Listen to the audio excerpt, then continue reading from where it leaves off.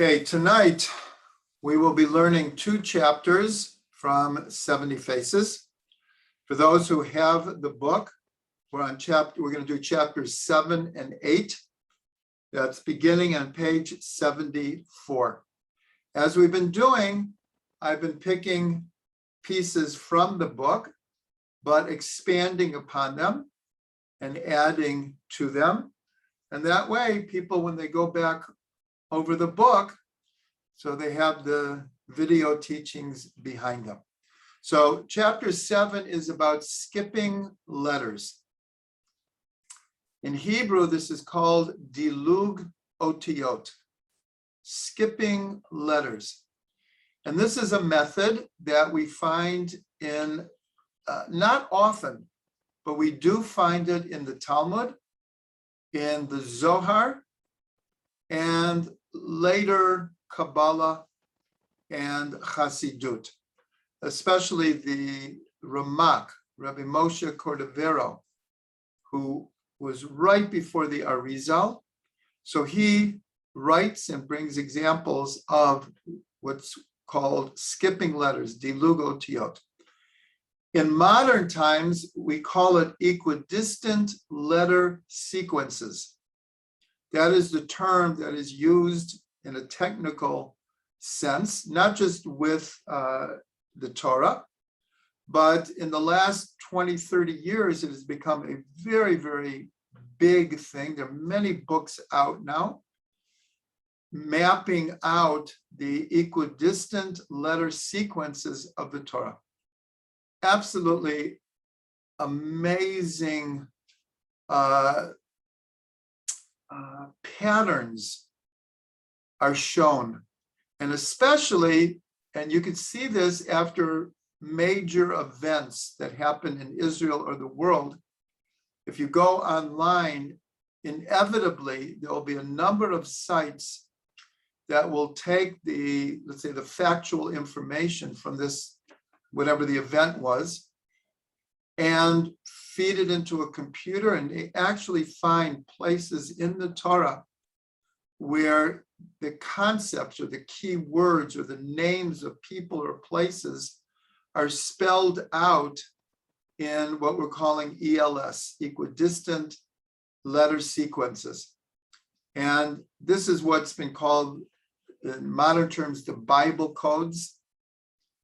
And like I said, you could go online, anyone who wants to research this, and find some amazing, amazing things. So the first idea that we're going to take, excuse me, is a combination of 2 different pieces in the book. And this is about the names of God that appear in the creation story. Excuse me again.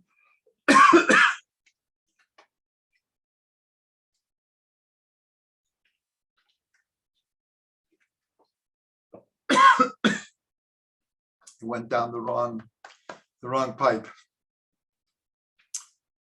So it's a known idea. My wife is so kind. She brought me another bottle of water because she's online also. Thank you very much, Rachel. Very much. That's my Ezer Kenegdi. My Ezer Kenegdo. So it's a known idea that's brought all over the place. First, it's brought in Sefer Yetzirah that, and it's only alluded to there because Sefer Yetzirah begins with 32 pathways of wisdom.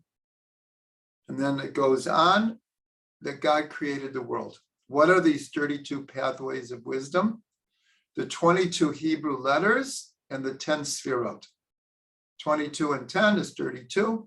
These are the Netivat Chachma, the pathways of wisdom through which God created the world. So corresponding to this, we find in the first telling of the story of creation that the name Elohim appears 32 times. So this is very connected to this idea that through the Hebrew letters and the Sfirot, God created the world. So the name Elohim appears 32 times. Everyone points out that the name Yud-Kei Vav-Kei does not appear in the first telling of the story of creation. In what's called the second telling, which begins after Shabbat Bereshit, it begins Ve'ela Toldot Hashemayim Va'aretz Behi Baram. And these are the generations of the heavens and earth when they were created. B'yom Asot Hashem Elokim. There you find the name Yud-Kei Vav-Kei appearing for the first time. And the important teaching behind this is a midrash that Rashi brings, that in the beginning, as it were, God wanted to create the world just from what's called the midah of din. That's why the name Elohim is the name that appears. The name Elohim is always associated with judgment or the laws of nature, the smooth, consistent running of nature. And the name Yud-Kei, but God saw that a world that was so mechanical in a way, or would work solely on what's called midah keneged midah, a measure for a measure. So that would leave no room for tshuva. A person, chas v'shalom, does something wrong, immediately, what's called in the world instant karma, immediately, midah keneged midah would get whatever the energy back. That leaves no room for tshuva. So God saw that the world could not exist with just the aspect of judgment, and therefore he introducced rachamim, compassion, and that is represented by the name Yud-Kei Vav-Kei. So, but the question is, well, at what point did that happen? Did it only happen in the retelling of the story? But we know the retelling of the story is actually going back to the very beginning, because it says on the day, V'yom asot Hashem Elokim eretz v'shamayim, on the day that God made earth and heaven. So we see that the name Yud-Kei Vav-Kei was introduced in the beginning. But it's not explicit. So there are a number of allusions to skipping letters of the name Yud-Kei Vav-Kei already in creation. So again, for those who have the book, it's on page 75, is that on the second day of creation, the name Elohim is spelled out with a skipping of 26 letters. In other words, between each letter of the name Elohim, there are 26 letters. And it's consistent through all 5 letters of Elohim. Now, 26 equals the name Yud-Kei Vav-Kei. So there is a hint, an allusion already, that the name Yud-Kei Vav-Kei is already active in creation. The next one is that on the 6th day, when it's talking about the creation of animals and human beings. So here you have the name Yud-Kei Vav-Kei, also with skips of 26. And the name Yud-Kei Vav-Kei is spelled out in the passage about the creation of animals and human beings on the 6th day of creation. But then the one that is really most noticed is because it's part of Kiddush on Friday nights. It's part of the Sanctification of Shabbat, where the Kiddush takes from the text of the Torah and in a sense, we give witness that God created the heavens and the earth. And if you look, many people begin Kiddush with saying Yom Hashishi Vayachulu Hashemayim Va'aretz V'chol Tzva'am. And it was on the sixth day when God completed the heavens and the earth and all of their host. So when you look at the four words, Yom Hashishi, Vayachulu Hashemayim, it spells out Yud and a Hey and a Vav and a Hey. Here it's not skipping letters, but it's what are called the Roshei Tevot, the acronym of those four words are spelling out Yud and Hey and Vav and Hey. So here we see a number of allusions to the idea that's given over the Midrash that even though it appears that the world was created through the name Elohim exclusively, here we went through actually four different explanations of how the name Yud-Kei Vav-Kei is embedded and found in the story of creation. And so some of the ones that I mentioned are not as well known, but the one for Kiddush, in many Sidurim, you'll have the letters of Yom, the Yud of Yom, the Hey of Hashishi, the Vav of Vayachulu, and the Hey of Hashemayim in bold letters. So you can actually see the Yud and the Hey and the Vav and the Hey. So that is our first example. The next one is found on page 79. And this is also an amazing one. And again, it's actually how we do the rituals is based on the skipping of letters. Now, this Torah is given over in the Tikkunei Zohar, meaning that it's a very ancient tradition. And it's quite amazing that in the introduction to the Zohar, the Jewish people are compared to a 13-petal rose. And for those who are familiar with Rabbi Adin Steinsaltz, who actually passed away, I think it was 3 or 4 months ago. I'm just kind of guessing here, but it was very recent. He was a giant of a scholar, and I believe he published many books in Hebrew and English, and especially he was known. This is before Art Scroll. He published a user-friendly Talmud that was geared for the modern reader. It was the same text as the Talmud, but his explanations and he put nekudot so it would be easier to read. So he paved the way, and then Art Scroll followed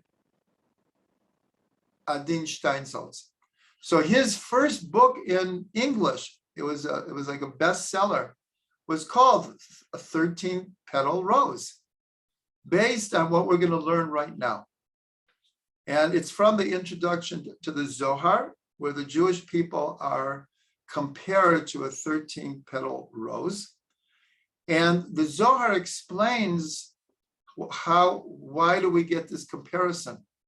So, I mean, it's an amazing idea, but the Zohar says that between the first mention of the name Elohim until the second mention of the name Elohim, you skip 13 words. If you skip 13 words, you have the first and the second mention of the name Elohim. And then the Zohar says, if you now skip another 5, you get the next name of Elohim. So the question is, okay, so what does that mean? What does that mean? And how is that translated for us? And so from this comes a very, very well-known custom. I'm going to do it with my bottle of water here. But we're told, based on this skipping of letters, that when someone is making Kiddush, we don't hold the Kiddush cup like this.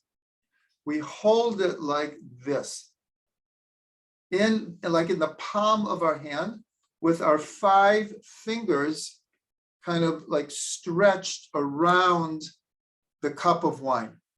And the Zohar explains the significance of this is that underneath a typical rose, you'll see 5 leaves. So the cup of wine now represents the 13-petal rose. What I didn't mention is 13 is a very, very important number in Judaism, and it represents the 13 midot harachamim, 13 midot harachamim, the 13 aspects of compassion. So the fact that the Jewish people are compared to a 13-petal rose, we're told that one of the distinguishing marks or signs of a Jew is compassionate. That's like one of the defining qualities of the Jewish people, is that we are a compassionate people. So the 13-petal rose represents the 13 aspects of compassion. And here the 5 fingers are now representing the 5 leaves of the rose. But here we have 5, the number 5 is almost always associated with din, with the name Elohim. In other words, the Zohar finds this whole illusion through skipping words between 3 different appearances of the name Elohim. So there's a lot of din, of judgment here. And yet the cup represents compassion. So we're told that the importance here is that wine, traditionally in our tradition, has 2 different qualities. Drunkenness is totally discouraged. And in fact, all of the prophets used drunkenness as like a definition of the Jewish people when we would go off track. Is we're running after our passions, after our worldly desires. And so one of the reasons that we hold the cup like this firmly in our hand is to indicate we are in charge of the wine. We're not going to let the wine be in charge of us. And so instead of just holding it up here, we firmly grasp it, and the compassion, and we make sure that the wine represents compassion, which will then balance the judgment represented by the 5 fingers. So this is a great example of how this method of skipping letters is not just kind of like a mystical pursuit, but we actually incorporate it into our rituals and into our customs. So that was a great example. Now we'll end this chapter with a very well-known story on page 80. And I'll just add one thing at the end that is not written here, but this is a very, very famous story of the Ramban. The Ramban is Nachmanides, and he lived 1194 to 1270. in Spain. In his later years, he was basically chased out of Spain, and he came to Eretz Israel. And so the story goes like this, that one time, one of his students, whose name was Avner, went off the derech. He left Jewish, and in fact, he was one of the Ramban's top students. And at one point, he left the yeshiva and he left Judaism. He converted and he became a high official of the church and the Spanish government. And one time, and he had a lot of power. One time on Yom Kippur, he summons the Ramban to come to his office. The Ramban had to comply. He goes, and the student had roasted a pig and was eating pork on Yom Kippur. Now, like, this is like, oh my gosh, like, this is like, how far can you go? And that's what the Ramban said, like, what happened to you? Like, eating on Yom Kippur, eating pork on Yom Kippur in front of your Rabbi? Like, how have you fallen so low?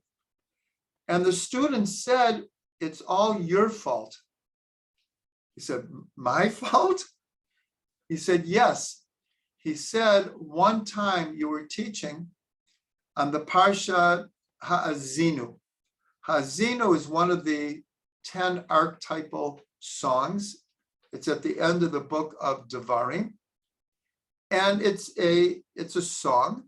And the Ramban taught that encoded and embodied in this song is the history of the whole world, which you can actually see in much of the text as it goes through all of history. A lot of it is in very symbolic language. But the Ramban said all of history and the history of every person is in this song. And the student said, I found this ludicrous. How could you tell me that everything, past, present, and future, all of history, every individual is encoded in this song? And the Ramban said, I hold by what I said. So Avner very sarcastically said, okay, show me my name. Show me my name in this song.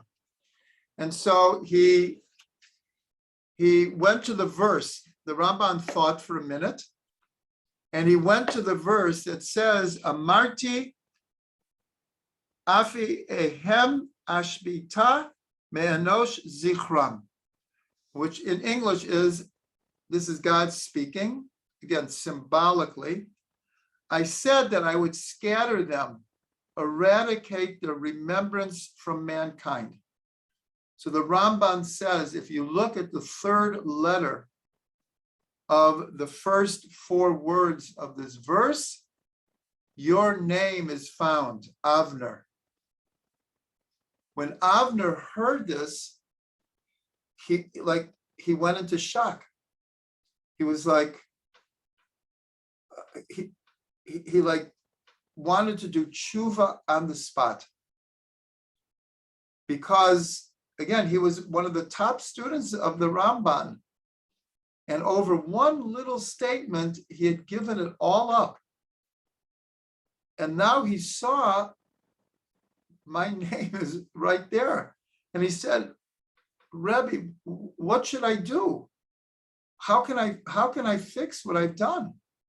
So he said, let's just look at the verse, and that is a hint to you. The verse says, I would scatter them, eradicate their remembrance from mankind. So he said to him, you need to leave. You need to go to a new place that no one knows you. And that will, you have to start again. You have to go back to your Jewish roots. But like your remembrance of what you've done, in a sense, will be forgotten from mankind. God will know, but if you do tshuva, it will be accepted.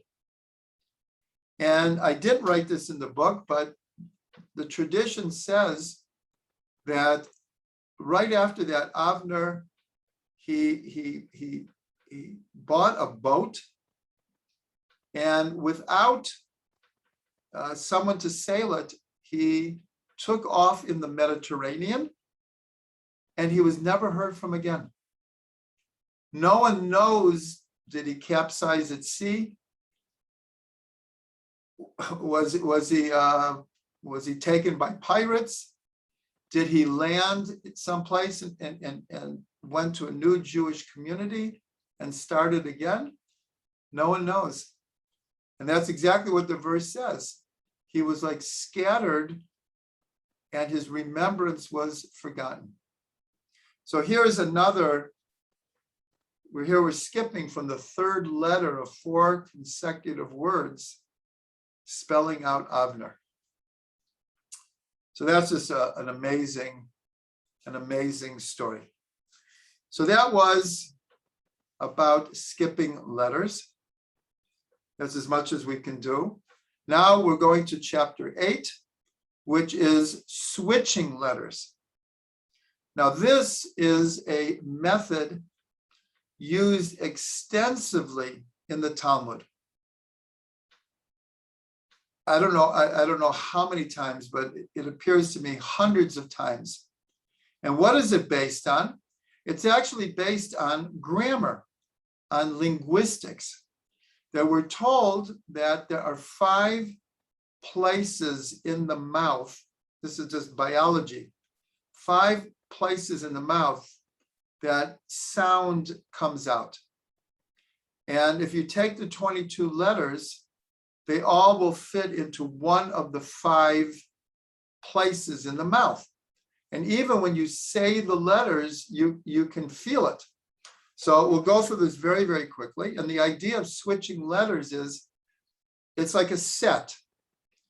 And so within a set, if you have a certain letter and you're looking for a deeper meaning, you can switch that letter with one of the other letters in the same set coming from the same part of the mouth.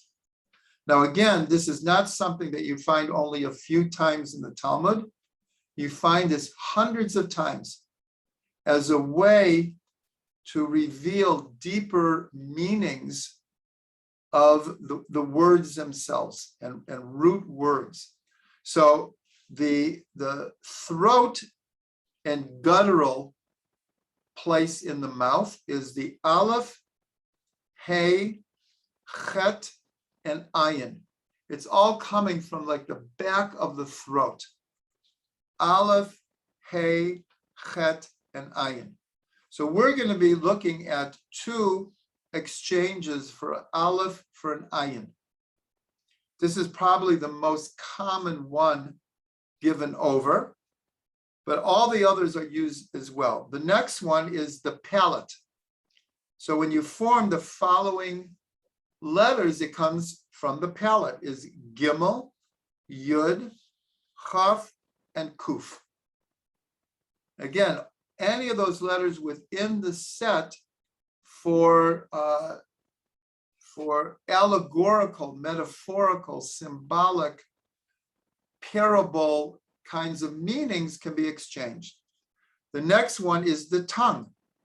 And again, when you form these letters, you can feel it. Daled, Tet, Lamed, Nun, Tav. Those letters all come from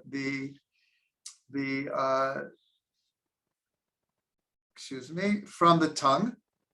The next one are the teeth. So that's Zayin, Shin, Samach, Resh, Tzadi. Are all considered to come from the teeth. And the last one are from the lips. This is probably the easiest one because you could really feel it. Bet, vav, mem, pe. You can actually feel it in your mouth when you say them. So that is the method here. So the first ones we're gonna do two that relate to exchanging or switching an aleph for an ayin. So we'll start with after Adam and Eve eat from the tree of knowledge of good and evil. So what happens is they realize that they were naked, and they put some fig leaves to cover themselves. And then they try to hide from God. God confronts them. And at the end, it says that God made garments of skin for Adam and his wife, and he clothed them. So in English, it's translated garments of skin.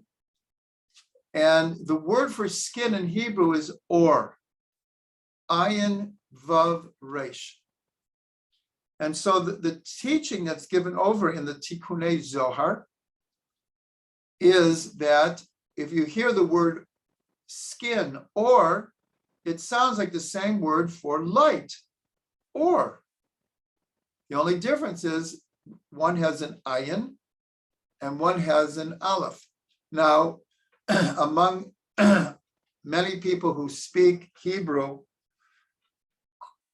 like very, very correctly, and especially among Sephardim, so they make a difference in the way these two sounds of the ayin comes really from the back of the throat, ayin.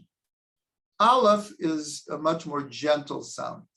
Nonetheless, they do sound the same. And so the teaching is that when Adam and Chava, Adam and Eve, ate from the tree of knowledge of good and evil, what happened was they exchanged a body of light for a body of skin.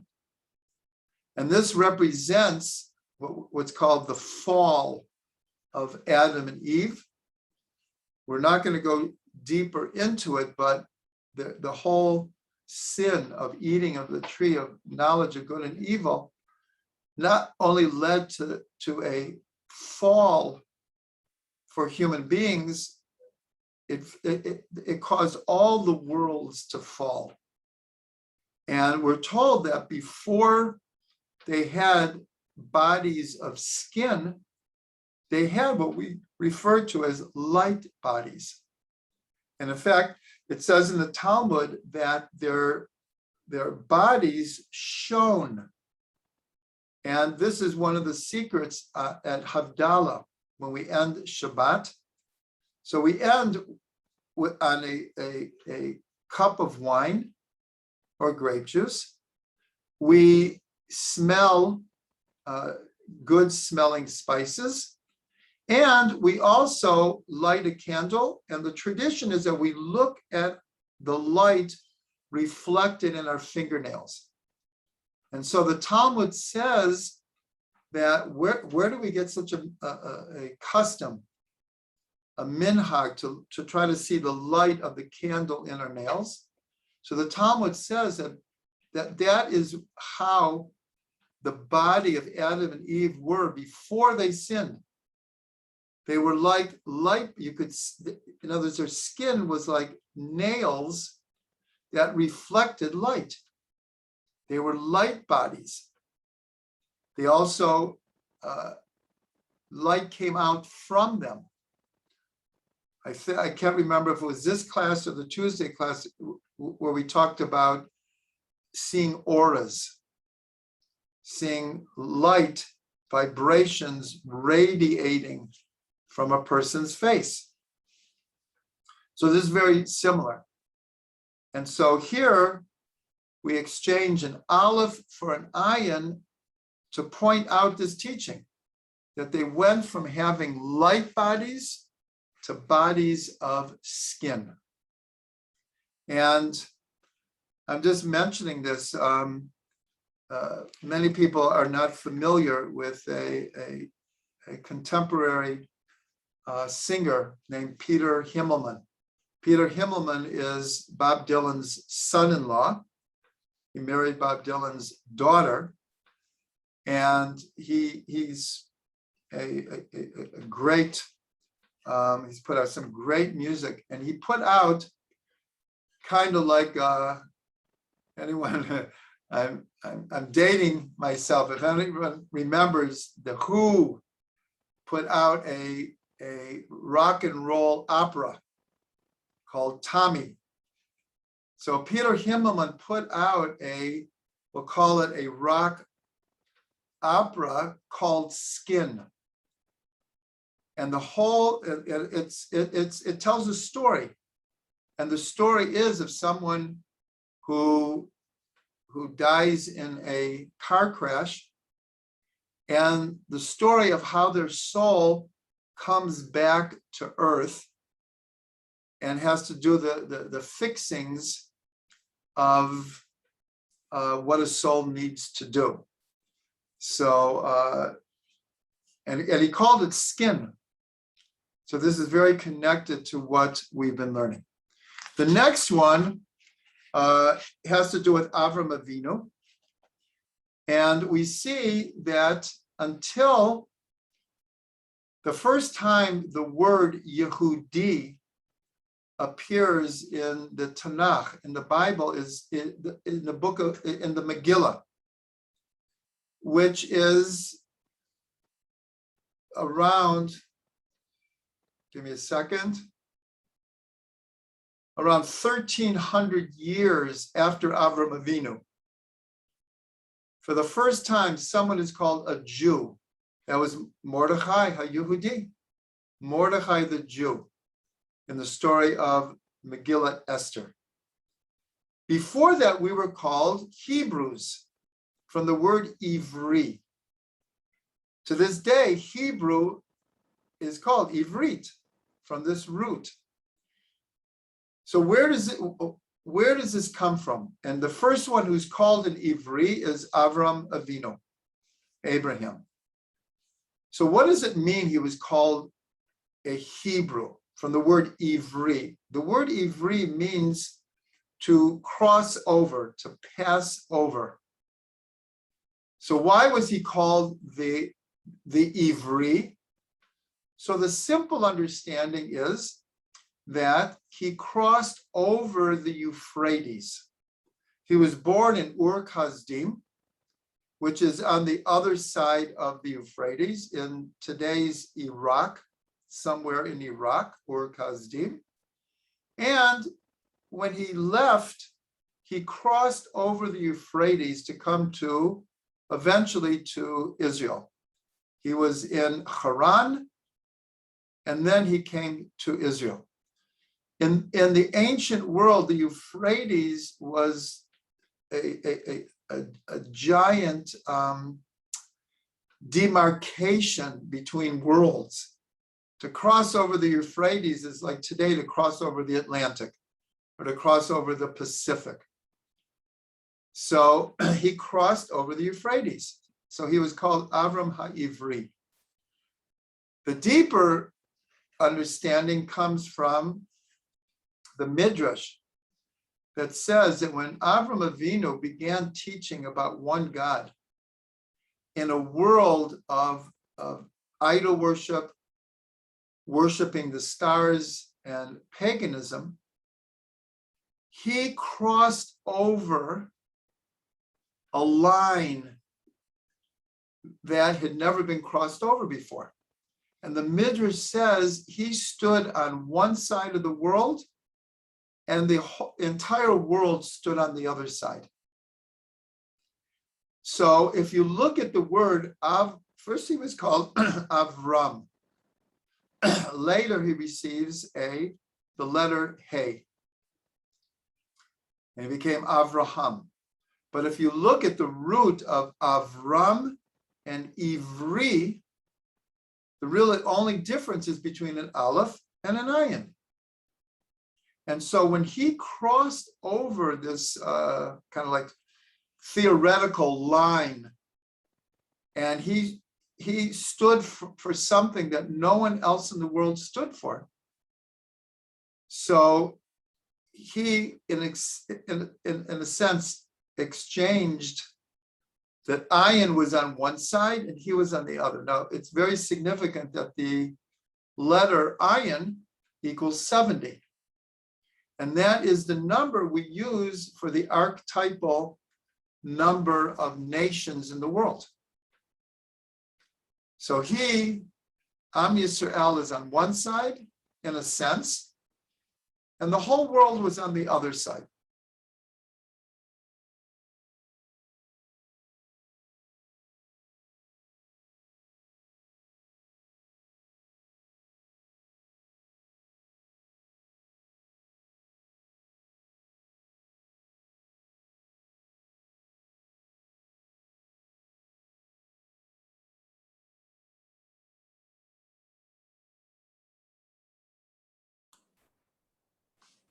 Okay, can you hear me now? Okay, there was an interruption in the internet, and miraculously I figured out what to do. That is miraculous. Okay, so we're back to Avram Avinu.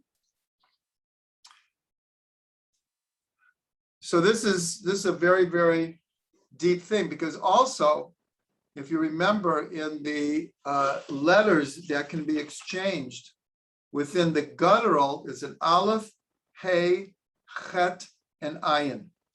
So here we're talking about that there's a very deep connection between Avram and Ivri, between the name Avraham and the name Hebrew, Ivri.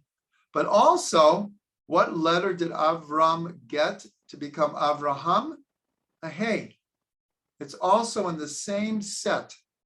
It's in the same set. So there's this deep connection here between the aleph, the hey, and the ayin.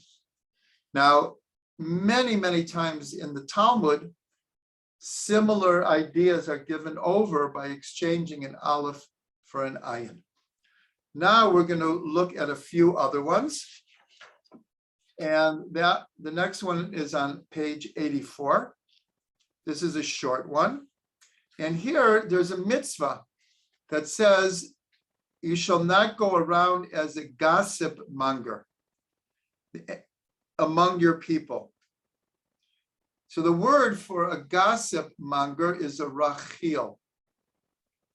Rachil.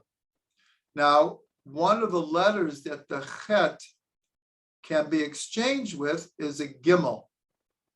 Rachil, ragil.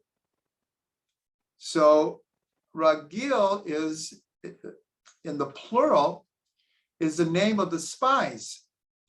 The famous story of the spies in the book of Bamidbar in Numbers, who came to Israel, and 10 of the 12 gave over a very negative report about our ability to come into the land.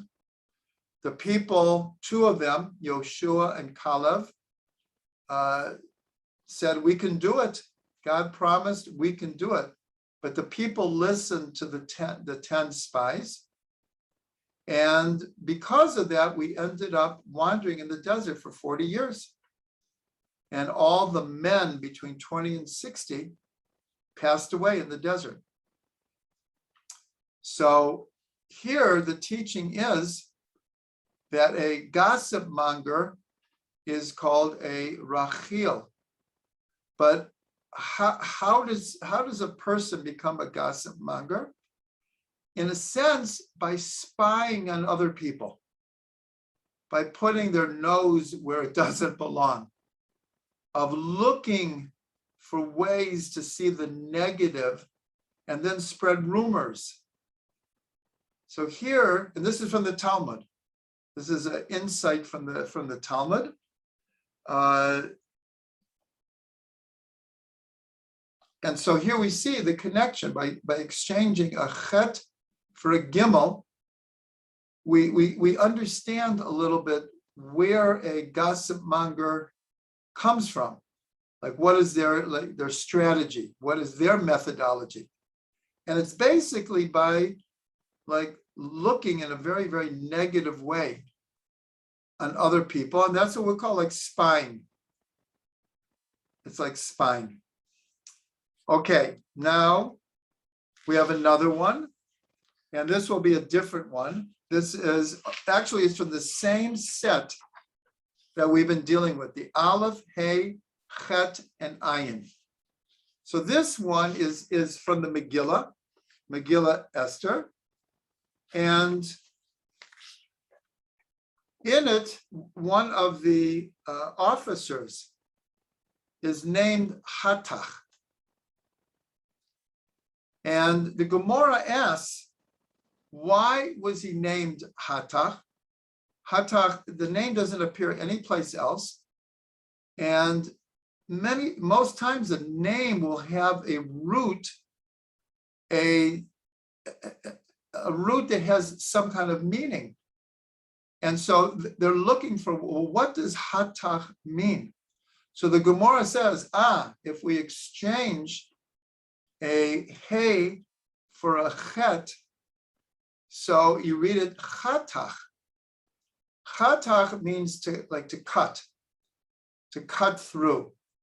And actually, this is a very, very important name because in the 145th Psalm, which we refer to as Ashrei, we say it 3 times a day. Ashrei Yoshvei Beitecha, Od Yehalalucha Selah. We say it 3 times a day, twice at Shachrit, the morning prayer, and once at Mincha, the afternoon prayer. And maybe the most well-known phrase is Poteach et Yadecha umazbia l'kol chai ratzon. Open up your hand and sustain all the living.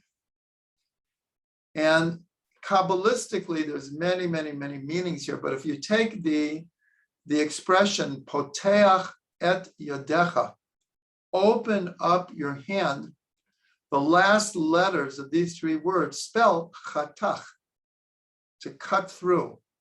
And that's why many people, before they say the blessing on bread, and as part of the after blessing of the bread, will say, Poteach et Yadecha, umazbia l'kol chai ratzon. Open up your hand and sustain all living. But the Gemara asks, so if we change the Hey to a Chet and we get that his name was really Chatach, well, what do we learn from this? So there's actually 2 opinions in the Talmud. One says that this is actually Daniel from the book of Daniel. Here he has a different name. And it's known from the Talmud that Daniel was one of the advisors of both Babylonia and in Persia. He was a very, very high neshama and just very, very knowledgeable and somewhat honored. So one explanation is that this person, Hatach, who is really Daniel, he had the ability to cut through any issue, any problem, any circumstance that would come to him. He had a type of mind that could just like go right to the core of the matter and figure things out for everyone. So he was called Hatach because he was able to Chatach. The other opinion is actually quite the opposite, is when he was in Babylonia, so he was Nebuchadnezzar's top advisor, even though the Jews were brought to Babylonia as slaves, but he became one of the top advisors to Nebuchadnezzar. But when he ended up in Persia, when Persia overthrew the Babylonians, so the other opinion is he was cut down to size. In other words, he no longer was like the advisor. He was an advisor. So he was like cut down to size. So here you have, it seems like two different opinions. One is he could cut to the heart of any matter. The other is he himself was cut down to size. But it's not necessarily a contradiction. They both can be true. Even when he was cut down to size, you could say he still had the ability to cut through any matter. It's not necessarily two like opposite opinions. It could very well be it was two different aspects of the same person and even their history. Okay, so that's about as much time as we have tonight. So we'll end with a blessing that here we see in Hebrew, the way we explain what bina is. Bina means to understand. And the way the sages explain bina is lahavin davar betoch davar. To understand one thing inside of another. In other words, the ability, like chatach, to cut right through the superficiality of a situation and get to the heart. So here we see the two methodologies that we were doing tonight is you have to go deeper. That's what the sages are telling us, is that, all these methodologies that we're learning have the same message. The ability to not take things just as they appear, but through the 70 faces of the Torah, the 70 methodologies to be able to extract deeper dimensions. So our blessing tonight is that we all are inspired to do so, and that we all have great hatzlacha doing it.